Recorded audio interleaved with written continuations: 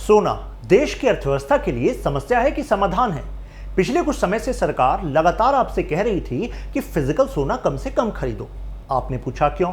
सरकार ने आपको दो लॉजिक दिए। पहला, आप सोने की डिमांड मार्केट में बढ़ाते हैं, बाहर से सोने को इंपोर्ट करना पड़ता है। इंपोर्ट जब करते हैं तो पेमेंट कैसे देंगे? फॉरेन एक्सचेंज रिजर्व से पेमेंट देना पड़ता है, तो वो डिप्लीट होता है। यानी कि आपका सोने के प्रति रुझान देश के आयात यानी कि इंपोर्ट बिल को बढ़ाता है। आपने कहा अच्छा ठीक है, पता लग गया ये तो। दूसरा क्या है?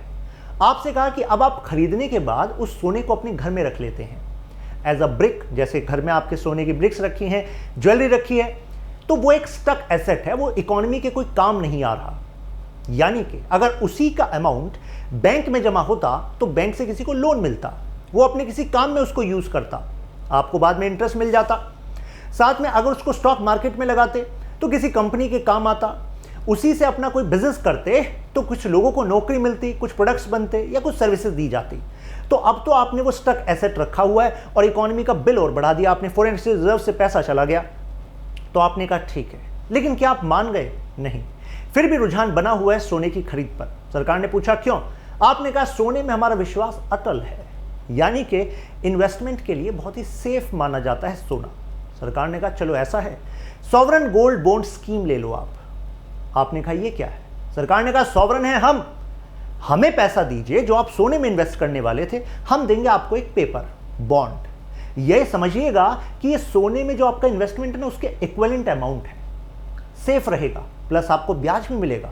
आपने कहा सही है, लेकिन जो लोग ज्वेलरी की वजह से सोना खरीद रहे थे वो पेपर कहां यूज करेंगे ऐसे, राइट? अब इतनी कहानी के बाद आरबीआई खुद बड़ी मात्रा में सोना खरीद रहा है, इसका क्या लॉजिक है? तो there should be some economic principles playing here. समझते हैं उन सब कंसेप्ट्स को। इस वीडियो को मैंने दो पार्ट में डिवाइड किया है। सबसे पहले तो बेसिक से शुरू करेंगे, the concept which are involved which remain in news. जैसे आरबीआई रेपो रेट को इंक्रीज करता है तो आपके घर की ईएमआई अभी बढ़ गई है, क्या लॉजिक है?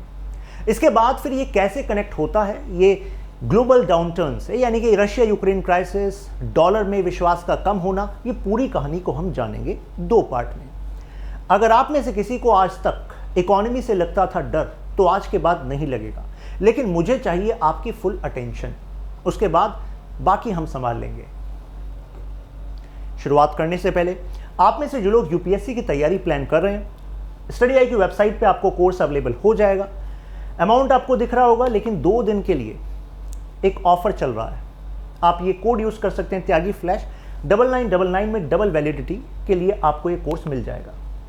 This is my Instagram handle, यहाँ पर वीडियो से जुड़े हुए एमसीक्यूज और अपडेट्स आते रहते हैं। You can connect with me here. Bank, आपसे मैं पूछूं भाई बैंक में पैसा जमा क्यों करते हो? आप कहोगे सर एक तो पैसा सेफ रहता है और दूसरा कुछ इंटरेस्ट मिल जाता है।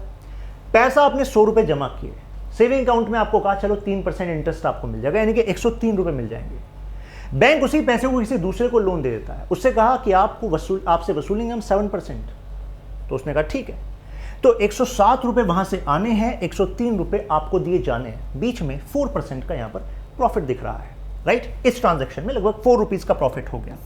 तो मुद्दे की बात यह है कि अभी करोड़ों में डिपॉजिट्स हो रहे हैं, करोड़ों में लोन दिए जा रहे हैं, तो ऐसे में प्रॉफिट भी तो करोड़ों में है। अब मान लीजिए आप में से वो स्टूडेंट जो स्टडी आईक्यू की करंट अफेयर की कोई वीडियो छोड़ता नहीं है, उसने वीडियो अपडेट देखी, विजय माल्या, नीरव मोदी कैसे बेसिकली इन्होंने फियास्को किया और ये बाहर चले गए, इंस्पायर हो गया आप, और आपने इस पैसे को लिया और फुर हो गए। तो इस एग्जाम्पल में तो जिसने ये पैसा डिपॉजिट किया था वो आया बैंक के पास, मेरा पैसा तो बैंक के पास तो है ही नहीं, तो ऐसे में बैंक को बचाएगा कौन? दिवालिया हो जाएगा ना बैंक। तो बैंक को बचाएगा आरबीआई, बैंकों का bank, central bank of India, RBI. अब क्या पॉलिसी इनिशिएटिव्स हैं? उसमें से जिक्र है मॉनेटरी पॉलिसी में 2 टूल्स का, सीआरआर और एसएलआर। बहुत ही आसानी से समझिएगा। फुल फॉर्म है सीआरआर की, कैश रिजर्व रेशियो। रेशियो का मतलब है हिस्सा। किसका हिस्सा? टोटल डिपॉजिट्स का हिस्सा, टोटल डिपॉजिट्स का रेशियो। रिजर्व से याद रखिएगा रिजर्व बैंक ऑफ इंडिया के पास रखना पड़ता है, और कैश से याद रखिएगा कैश में रखना पड़ता है। आपको समझाने के लिए मैं बन रहा हूं बैंक। आपने मेरे पास ये कुछ पैसा डिपॉजिट किया है, सीआरआर कहता है, मान लीजिए 4% है सीआरआर, मतलब क्या हुआ? टोटल डिपॉजिट का वो हिस्सा जो बैंक को आरबीआई के पास रखवाना है एज रिजर्व, मस्ट है, रूल है, इसके बिना नहीं चल पाएगा, क्योंकि आरबीआई ने बैंक को ही लाइसेंस दिया था, राइट। तो मान लीजिए 100 रुपीज डिपॉजिट था, तो 4% कितना हुआ, 4 रुपीज, तो 4 रुपीज तो आपने आरबीआई को दे दिए, तो बचे कितने, 96 रुपीज, यानी कि अभी आप इससे लोन दे सकते हो। लेकिन देखिए इससे काम बनेगा नहीं, अभी पूरी सिक्योरिटी मिल नहीं रही, तो हमें दूसरी लेयर की जरूरत पड़ेगी। फिलहाल देखिए सीआरआर कैश में रखा जाता है, आरबीआई के पास रखा जाता है, और बैंक को इस पर कोई इनकम नहीं होती, क्योंकि ये तो आरबीआई ने आपके लिए रिजर्व के लिए रखा है, राइट। इससे आरबीआई को थोड़ा ना कुछ कमाई हो रही है, आरबीआई भी इसका यूज नहीं कर रहा, राइट। तो आरबीआई आपको क्यों पे करेगा, तो इससे बैंक को कोई इंटरेस्ट नहीं मिलता। तो दूसरी सुरक्षा की लेयर है SLR, statutory liquidity ratio. Ratio का मतलब हिस्सा लिक्विडिटी, यानी कि अब इसमें ऐसे एसेट्स का इस्तेमाल करना है सेफगार्ड रखने के लिए, रिजर्व रखने के लिए, जो बहुत ज्यादा लिक्विड हो। कौन से हैं, cash, gold and government approved security. Cash तो खुद लिक्विड है, यानी कि आसानी से खर्च किया जा सकता है, मूव हो सकता है। गोल्ड भी आसानी से कैश में कन्वर्ट हो सकता है। गवर्नमेंट सिक्योरिटी का मतलब है एक पेपर जो गवर्नमेंट ने इश्यू किया है, आप वो पेपर गवर्नमेंट को देंगे, आपको कैश मिल जाएगा, तो यानी कि ये भी लिक्विड एसेट है।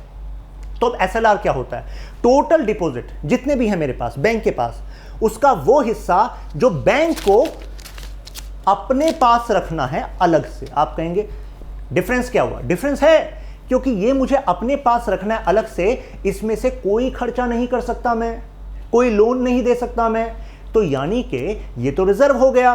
तो मान लीजिए एसएलआर है 20%, तो 20% का मतलब क्या होगा, 100 में से 20 रुपीज और आपने क्या कर दिए, रिजर्व में रख दिए। और लेकिन ये रिजर्व किसके पास रखा गया, बैंक के पास रखा गया।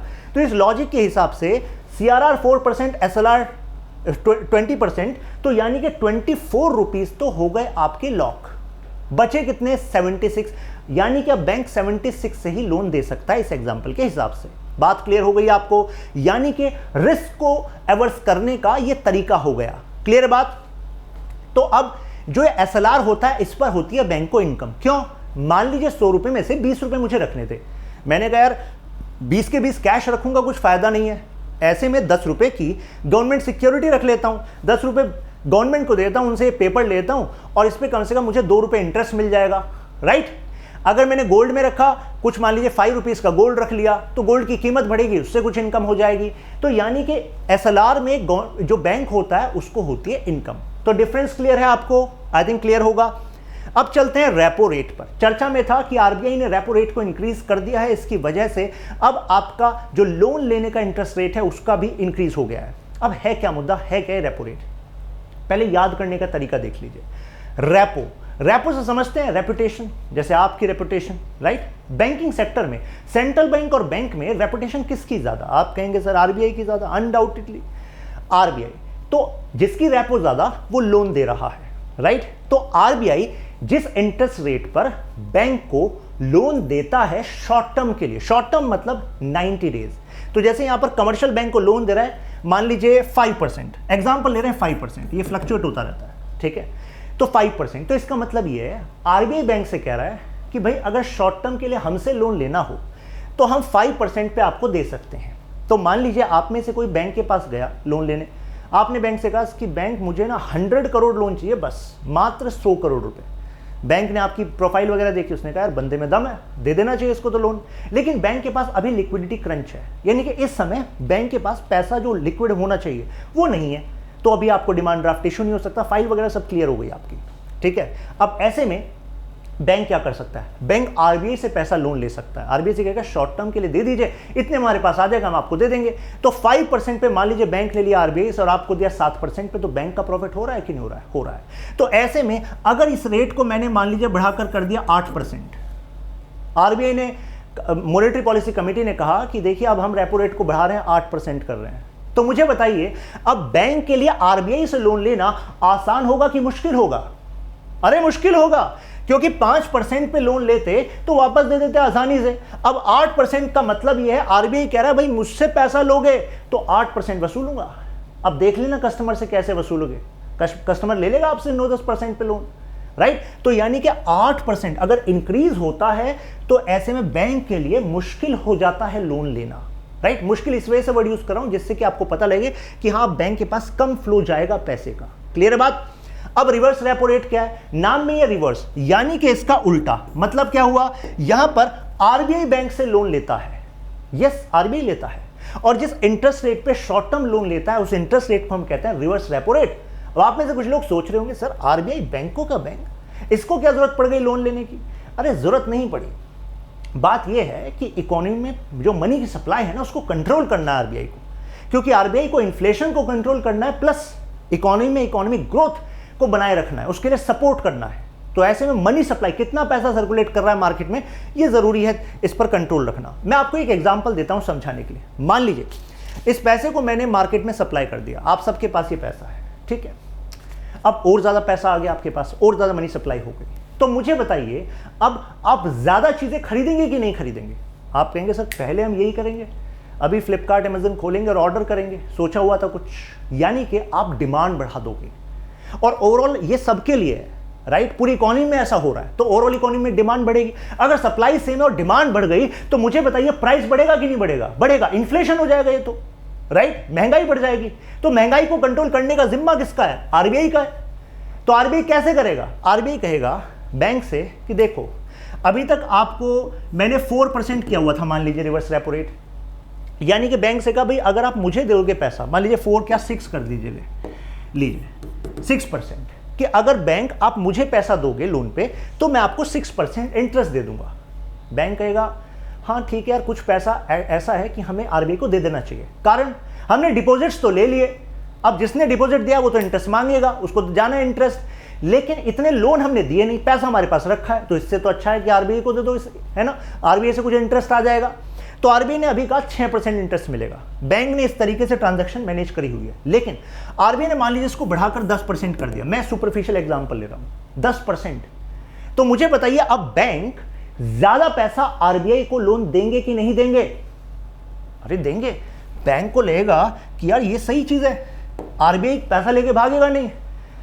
अगर किसी ने लोन लिया फिर बैंक उसको कॉल कर रहा है कि भाई पैसा दो, ईएमआई दो, फिर घर पे भेजना पड़ रहा है, ईएमआई नहीं दिया आपने, लेकिन आरबीआई के साथ ऐसा थोड़ा है, आरबीआई को लोन दिया तो पैसा मिलेगा, एश्योर्ड मिलेगा, और 10% का ऑफर है तो मजा आ जाएगा ये तो, राइट। तो ऐसे में बैंक से पैसे की सप्लाई किस तरफ बढ़ जाएगी, इस तरफ बढ़ जाएगी, आरबीआई की तरफ। तो बैंक के पास मनी सप्लाई कम हो जाएगी, और अगर ओवरऑल बैंक्स के पास मनी सप्लाई कम हो गई तो मुझे बताइए आपके पास मार्केट में मनी सप्लाई कुछ कम होगी कि नहीं होगी, होगी, बिल्कुल कम होगी। आपको कम लोन मिलेंगे, आपको कम लोन मिलेंगे, क्रेडिट कार्ड पे भी इंटरेस्ट रेट मान लीजिए बढ़ जाएगा, जो भी आपके चार्जेस हैं बढ़ गए, तो मुझे बताइए ऐसे में आपकी ओवरऑल जो डिमांड है वो कम होगी कि नहीं होगी, कम होगी। डिमांड कम होगी तो मार्केट में इन्फ्लेशन कंट्रोल होगा कि नहीं होगा, होगा। अब जो कहानी आपने समझी है जरा इसको समझ लीजिए, देख लीजिए, दिमाग में सेट हो जाएगा। यानी कि अगर मार्केट में मनी सप्लाई है ज्यादा, पैसा सर्कुलेट हो रहा है ज्यादा, तो आप लोग डिमांड कर रहे हो ज्यादा, ज्यादा चीजें खरीद रहे हो, तो ऐसे में इन्फ्लेशन बढ़ रहा है। अब इन्फ्लेशन को कंट्रोल करना है, डिक्रीज करना है। तरीका क्या है, डिमांड को करो डिक्रीज। डिमांड कब डिक्रीज होगी, आरबीआई ध्यान देता है कि आपके लोगों के जेब में पैसे को कम करो। तो अगर आपके जेब में जो पैसा आ रहा था, जो फ्लो आ रहा था आसान शर्तों पर लोन का, चीप लोन का, अब उसको कर देंगे महंगा, इंटरेस्ट रेट बढ़ा दिया लोन पर, तो ऐसे में आप कम चीजें खरीद पाओगे, तो ऐसे में कम डिमांड होगी। तो यानी कि मनी सप्लाई क्या है, इससे कनेक्टेड है इन्फ्लेशन से। तो मनी सप्लाई कम तो यानी कि इन्फ्लेशन पर भी एक नेगेटिव इंपैक्ट पड़ेगा। ये एक सीक्वेंस है, एक लॉजिक है। आई थिंक ये समझ में आ गया होगा आपको, राइट। चलिए क्वेश्चन हो जाए देखने के लिए कि आपको सही से समझ में आया कि नहीं आया। मान लीजिए mister Shaktikanta Das RBI governor, उनका टाइम हो गया है पूरा। अब आप आरबीआई गवर्नर की पोजीशन में मॉनेटरी पॉलिसी कमेटी के चेयरमैन है। अब आपसे पूछा जाए, क्वेश्चन बना रहा हूं मैं एक एमसीक्यू, इन्फ्लेशन को डिक्रीज करना है, right. To decrease inflation what needs to be done with CRR, यानी कि इन्फ्लेशन को कम करने के लिए सीआरआर के साथ क्या किया जाए। ऑप्शन है इंक्रीज कर दीजिए, डिक्रीज कर दीजिए, रिमेन सेम रखिए, और चौथा है कि नन ऑफ दीज। तो मुझे बताइए क्या सॉल्यूशन देंगे आप आरबीआई की गवर्नर की पोजीशन पे। हल की बात नहीं करनी आपको, सोचिए। समझ में आ गया आपको क्वेश्चन, आंसर तो समझ में आ जाएगा, टेंशन वाली बात नहीं है। क्वेश्चन क्या है, इन्फ्लेशन को करना है कम, और टूल है आपके पास सीआरआर, सीआरआर के साथ खेलना है। तो देखिए टोटल डिपॉजिट, ये अभी सीआरआर क्या था, मान लीजिए 4%, ये दे दिया था हमने आरबीआई को, ठीक है। अभी आपको बताया था कि इन्फ्लेशन को कम करना है तो नजर रखिए मनी सप्लाई पे, मनी सप्लाई को कम करना है। अब 4% सीआरआर था, 4% हमने सीआरआर दे दिया। अब मैंने अगर एग्जांपल में सीआरआर को बढ़ाकर कर दिया 10%, तो इसका मतलब क्या होता है? सीआरआर का टोटल डिपॉजिट का वो हिस्सा जो मुझे किसको देना है? आरबीआई को देना है। दे दीजिए आरबीआई को, और हिस्सा दे दीजिए। तो और हिस्सा आरबीआई को दे दिया, तो मेरे पास, बैंक के पास पैसा कम हुआ कि नहीं हुआ? यानी कि मनी सप्लाई कम हुई कि नहीं हुई? और अभी आपको बताया था मनी सप्लाई कम तो इन्फ्लेशन पर नेगेटिव इफेक्ट पड़ेगा, यानी कि डिमांड कम हो जाएगी, इन्फ्लेशन पर नेगेटिव इफेक्ट पड़ेगा। ये बात क्लियर हुई? चलिए फिर नेक्स्ट क्वेश्चन हो जाए। आरबीआई के गवर्नर हैं आप, इन्फ्लेशन को कम करना है, बताइए एसएलआर के साथ क्या किया जाए? इंक्रीज करें, डिक्रीज करें, उतना ही रखें या फिर कुछ नहीं? बताइए, ऑप्शंस हैं आपके पास, ये 3-4 ऑप्शन हो गए। तो आप में से कुछ कहेंगे सर एसएलआर के साथ क्या करेंगे?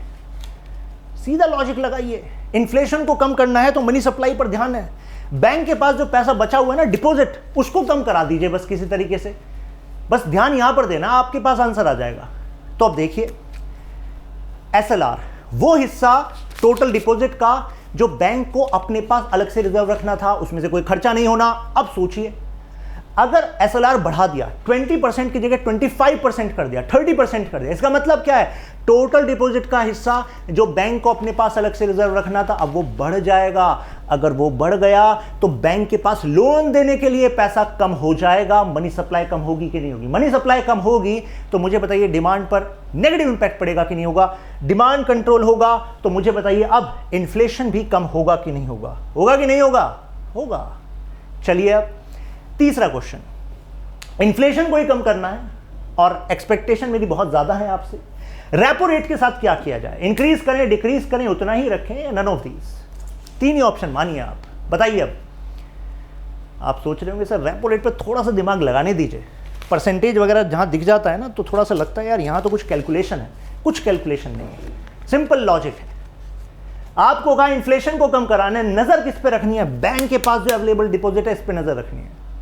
अब देखिए रेपो रेट, अगर रेपो रेट को मैंने इंक्रीज किया, अगर रेपो रेट को इंक्रीज किया तो इसका मतलब क्या होता है? अभी बताया, रेपो रेट का मतलब क्या होता है? वो इंटरेस्ट रेट जिस पर आरबीआई बैंक को लोन देता है, राइट? तो अगर मैंने इसको मान लीजिए 10% कर दिया तो इसका मतलब क्या है? बैंक के लिए अब लोन लेना मुश्किल हो जाएगा। इसको 20% कर दिया, चलिए आपको समझाने के लिए कुछ हवाई बातें करनी पड़ रही है मुझे।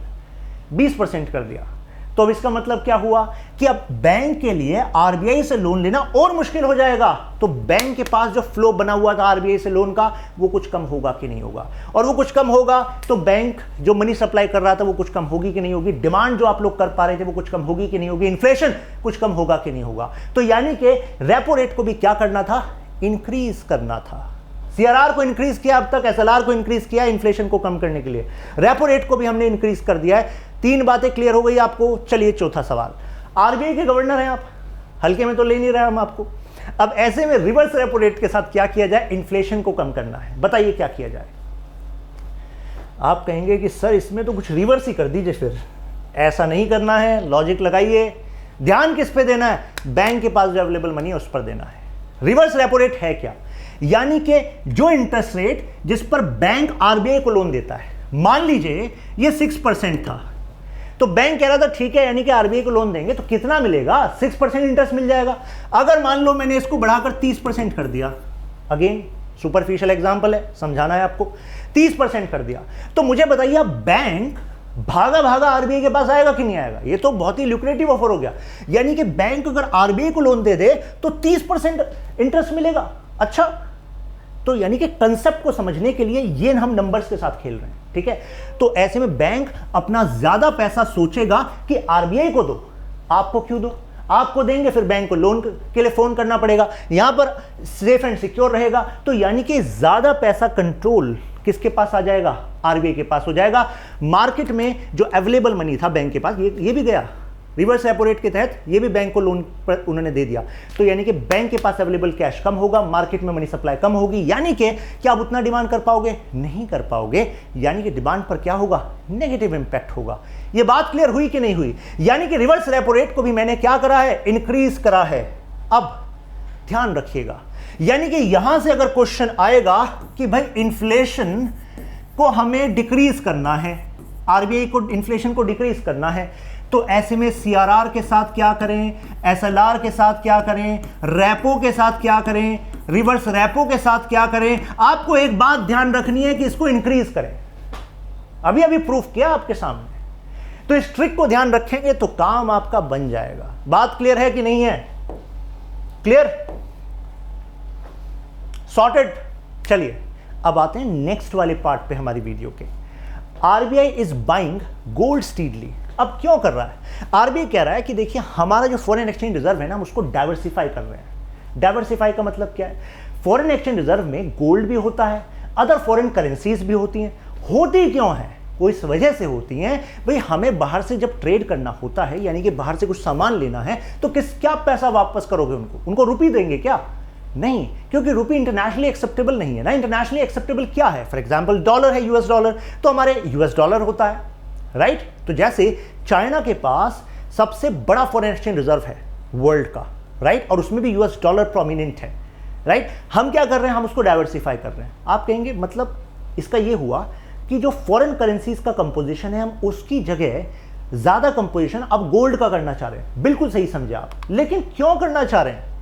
आरबीआई ने कहा कि हमने अभी भी देखा कि रशिया ने करीब $600 बिलियन उसका जो फॉरेन एक्सचेंज रिजर्व था वो अलग अलग इलाकों में था। मतलब ऐसा नहीं होता जैसे मैंने कहा फॉरेन एक्सचेंज रिजर्व है देश का, तो आप ये मत मानिएगा कि आरबीआई के पास एक तिजोरी है, वहीं तो सारा गोल्ड रखा है, वहीं पर सारी अलग अलग तरह की फॉरेन करेंसीज रखी हैं, और जब पेमेंट करना होता है तो बस वहीं से जाता है। नहीं, ऐसा नहीं है।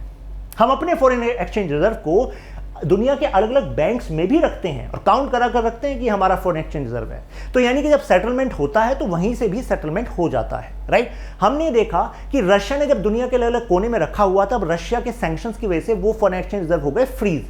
अब रशिया अपना इंटरेस्ट भी पे नहीं कर पा रहा लोन पर, जो उसने दुनिया से अलग अलग जगह से लिया हुआ था, तो रशिया को नुकसान झेलना पड़ा ना। Over dependence on foreign currencies in foreign exchange reserve. तो एक तो ये रीजन है कि हम क्या करना चाह रहे हैं? डाइवर्सिफाई करना चाह रहे हैं, ठीक है। फॉरेन एक्सचेंज रिजर्व में क्या होता है? करेंसीज, बॉन्ड, ट्रेजरी बिल, यानी कि गवर्नमेंट सिक्योरिटीज भी इसका पार्ट होती हैं। अब जरा गोल्ड का जरा रेट देखिए फ्लक्चुएट कैसे हुआ है। मतलब जब मैं रेट कह रहा हूं तो उसका मतलब है कितना % गोल्ड हमने खरीदा है। तो जरा देखिए, पहले हमारा डिक्रीज हुआ था, लेकिन अब हम देख रहे हैं कि दोबारा हम ज्यादा गोल्ड खरीद रहे हैं। खरीदने का रीजन आपको बताया, एक जो डाइवर्सिफाई करना चाह रहे हैं। अगर हम हाईएस्ट परचेज देखें सिंगल फिस्कल ईयर में, तो 200 टन गोल्ड हमने खरीदा है फाइनेंशियल ईयर 2010 में आईएमएफ से। अब जरा ये कंपोजिशन देखिए, हमसे भी बहुत ज्यादा गोल्ड तो थाईलैंड खरीद रहा है। अब रीजन क्या है? थाईलैंड को भी लग रहा है कि देखो इकोनॉमी में डाउनटर्न चल रहा है वर्ल्ड में, और डॉलर पे भी अब विश्वास नहीं किया जा सकता, सैंक्शंस लगेंगे, यूरो पर भी डाउनटर्न हो रहा है, मतलब फ्लक्चुएशन हो रहा है। तो ऐसे में मान लीजिए मैंने $1000 अपने पास रखे, अब $1000 की जो वैल्यू अभी है मेरे फॉरेन एक्सचेंज रिजर्व की, कल जरूरी थोड़ा ना वो रहेगी। अगर डॉलर की वैल्यू कम हो गई, यूरो की वैल्यू कम होगी, तो इसका मतलब मेरे फॉरेन एक्सचेंज रिजर्व की वैल्यू कम होगी। मैं ऐसा नहीं होने दूंगा। तो इसके लिए मुझे क्या करना पड़ेगा? भाई कुछ तो आपको रिस्क लेना पड़ेगा, लेकिन कुछ आप गोल्ड रख सकते हैं जिससे कि उस रिस्क को आप ऑफसेट कर सकते हैं। भाई अगर गोल्ड रहेगा तो भाई अगर डॉलर की वैल्यू कम हुई, आपके यूरो की वैल्यू कम हुई, तो आगे लॉन्ग टर्म में गोल्ड एक जो है वो वैल्यू सिक्योर रहेगी। तो डाइवर्सिफिकेशन का एक रीजन रशिया यूक्रेन क्राइसिस और इसकी वजह से जो सैंक्शन वाली बात बताई आपको। तो ऐसे में अब हम रिड्यूस करना चाहते हैं डिपेंडेंस ऑन दिस डॉलर। अब देखिए 3 रीजन ब्रॉड, और चौथा एक और, एक तो डिपेंडेंसी जो कि आपको पता लगा, हम डॉलर और यूरो पे डिपेंडेंसी कम करना चाह रहे हैं। दूसरा है सेफ्टी वैल्यू, जो आपको बताया $1000 का अगर मेरा फॉरेन एक्सचेंज रिजर्व है तो वो सेफ रहे, तो ऐसे में गोल्ड जो है एक सेफ्टी वैल्यू होती है। लिक्विडिटी है, यानी कि आसानी से कन्वर्ट हो सकता है। और चौथा इन्फ्लेशन। इन्फ्लेशन क्यों? महंगाई जब बढ़ती है तो मुझे बताइए जो करेंसी आपके हाथ में होती है उसकी वैल्यू घटती है कि बढ़ती है? घटती है। जैसे 10 रुपये का नोट है आपके पास, ठीक है, और मान लीजिए जो ऑनियन है उसका दाम है 10 रुपीज केजी, ठीक है। तो आप गए और आपने 10 रुपीज की ऑनियन ले आए, ठीक है। अब हुआ क्या? अब एक हफ्ते बाद आप फिर गए वो 10 रुपीज़ का नोट लेकर। इस बार जो वो सब्जी वाला था उसने कहा सर इस बार जो प्याज है सर उसका रेट बढ़ गया, वो 20 रुपये किलो हो गई है। तो मुझे बताइए वो 10 का नोट जो आपके पास पहले था उसके बदले आप 1 केजी प्याज लेकर आ रहे थे, लेकिन अब आप जब 10 का नोट लेकर जा रहे हैं एक हफ्ते बाद, अब मात्र आधा किलो प्याज लेकर आ रहे हैं। तो यानी कि जो 10 का नोट है उसकी जो परचेजिंग पावर है, जो वैल्यू है, वो कम हुई कि नहीं हुई? क्यों हुई? क्योंकि महंगाई बढ़ गई, राइट। तो इस वजह से जो करेंसी है उसकी वैल्यू पर नेगेटिव इंपैक्ट पड़ता है इन्फ्लेशन का। लेकिन अगर गोल्ड है हमारे पास तो वो जो है सिक्योर माना जाता है। क्लियर है बात? तो यही बात हमने यहां पर समझाई है कि सेफ्टी होती है और लिक्विडिटी होती है गोल्ड में, इस वजह से गोल्ड जो है दोनों क्राइटेरिया को फुलफिल कर रहा है। अब जरा ये देख लीजिए gold as percentage of reserves across the world. United States देखिए 78.6, हम तो अभी 6.9% पे हैं। तो देखिए हमसे और कितने ज्यादा अलग अलग कंट्रीज हैं, जैसे जर्मनी 75.7%, 70.8%, यानी कि डेवलप्ड नेशंस में भी गोल्ड की तरफ रुझान है फॉरेन एक्सचेंज रिजर्व में, राइट? अब आप सोचेंगे यार ये यूएस डॉलर इन्होंने इतना ज्यादा क्यों रखा हुआ है? वो कारण है क्योंकि इन देशों की जो करेंसीज है ना, वही रिजर्व करेंसी मानी जाती है वर्ल्ड में। यूएस डॉलर है, तो यूएस डॉलर जब ऑलरेडी इंटरनेशनल करेंसी है तो उसको अपनी करेंसी को रिजर्व में रख के ट्रेड के लिए वो डिपेंडेंस उसके पास नहीं है। अब ये जो देश हैं यूरो वाले, तो यूरो भी ट्रेडिशनली आप मतलब कह सकते हैं कि इस टाइम पर यूरो भी कंसिडरेबली यूज होती है वर्ल्ड के ट्रेड में, तो इस वजह से ये रखते हैं गोल्ड को ज़्यादा, राइट? हम जो है ज़्यादा अदर करेंसीज को रखना होता है क्योंकि ट्रेड में हमारी डिपेंडेंस है, अभी इंपोर्ट हम बहुत ज़्यादा करते हैं तो हमें फॉरेन करेंसी में पे करना होता है। शक्तिकांत दास जी का कहना है कि देखो हम एक्सपेंशनरी पावर तो है नहीं, तो हम ये नहीं कह रहे कि हम पर सैंक्शंस लगेंगे, लेकिन सैंक्शंस की वजह से कैसे आपका जो फॉरेन एक्सचेंज रिजर्व्स हैं वो कैसे फ्रीज हो जाते हैं दूसरी टेरिटरीज में, हमने इसकी सीख ले ली है। इस वजह से हम गोल्ड की तरफ शिफ्ट हो रहे हैं, गोल्ड का हम परचेजिंग बढ़ा रहे हैं। आई थिंक आपको ये इशू समझ में आ गया होगा पूरा।